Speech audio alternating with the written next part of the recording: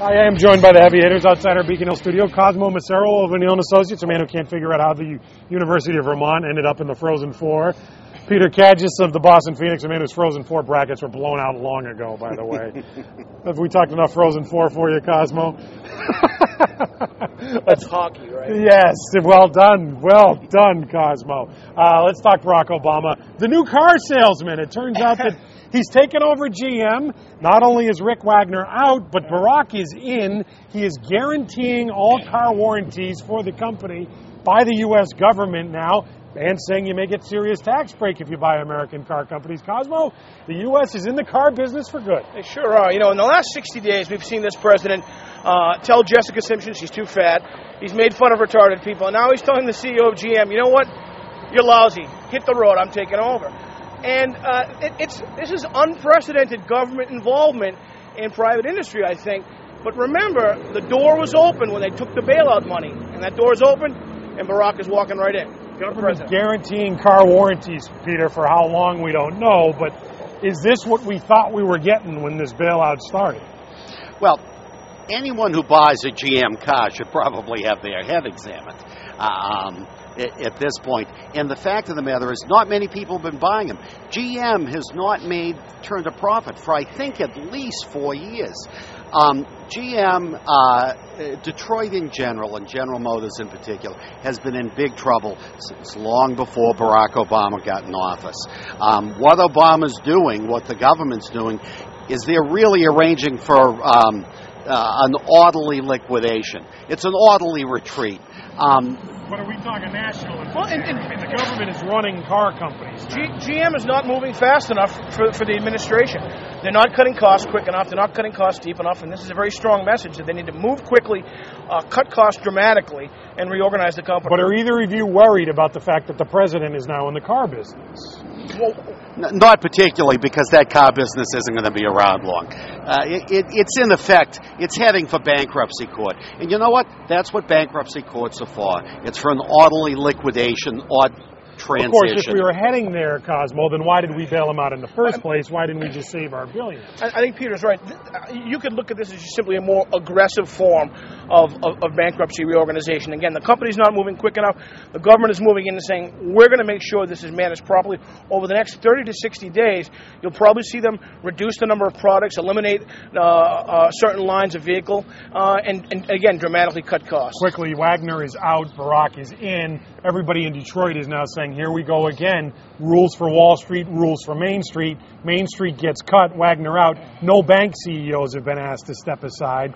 Is this more class warfare at work here, Peter, and two sets of rules? No, I think the AIG chief got bounced. The fellow that caused that received the brunt of the backlash on the bonuses was a new installee.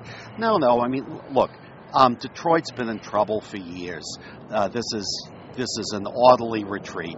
It's the Barack attack on high prices. Yes, Cosmo. I need a car speech. If he's going to sell cars, you're Barack Obama. Give me the first. It's the Barack attack on high prices. Oldsmobile, $99.99. Everything on the lot. Pontiac, $99.99. Right? Buick, $99.99. Everyone on the lot. Everyone must go. You started good. You sort of failed there towards the I'm having trouble saying 99. I didn't 99. Peter, you want to go in a little auto pitch? I can't touch. I can't touch that one. So low, I must be crazy. Come on. No, where's Crazy Eddie? I can't touch that one. Let's talk about his Secretary of State now, Hillary Clinton, who we find out earlier in the week tells reporters outside The Hague that the phrase, not the actual event, but the phrase "the war on terror" is over. The Obama administration is not using it anymore because, quote, it's overly militaristic, it's tied to the Bush administration, and Europe doesn't like it. What's so yesterday? It's so yesterday, you might say.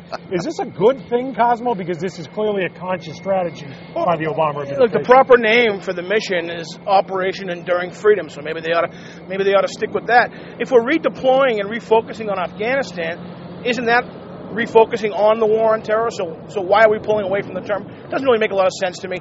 And you know what? If we have to fight a war for the next 10 or 20 years, which we probably will be doing, what better enemy than an amorphous enemy called terror, which allows us to go after whatever we need to around the globe? Can you have a phrase that's overly militaristic when you're fighting a war, Peter? I mean, how is that a negative? I don't get it.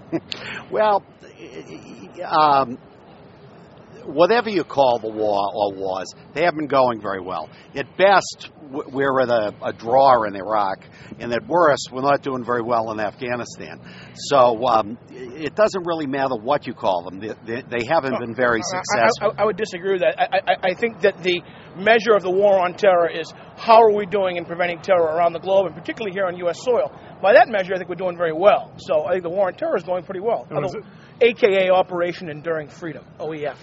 Which they're not using. They're not calling it anything, apparently. It makes no sense to me. It rose by any other name.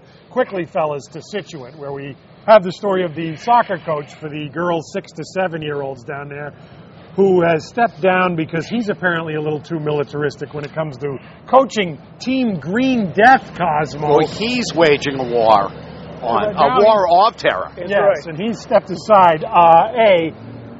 Even in this day and age of hockey moms and Little League coaches run amok, is this guy a little far afoot for you? And B, you ever play for a guy like this? He's definitely reached a new plateau of lowness in terms of coaching behavior. I think I was fortunate when I was in youth sports. I only had coaches that I respected, although there was quite a few opposing coaches that were pretty rotten. But this guy takes the cake.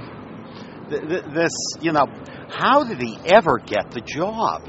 I mean, a girls' soccer team called Green Death? I mean, my God, first of all, it's not very environmentally... Are we talking it's not environmentally sensitive, for God's sake. He's watching too many old Bobby Knight videos. That's my God. We're almost out of time. Come on, a little of the high school football coach before we go to break. You know what you're good at, Cosmo? You're good at falling on your butt and not getting up. That's what you're good at. Are you kidding me? How's that? I've seen a lot of bad blocks today. That's the worst. Go for a run. He's Cosmo Macero. He's Peter Cadges. They are the hitters.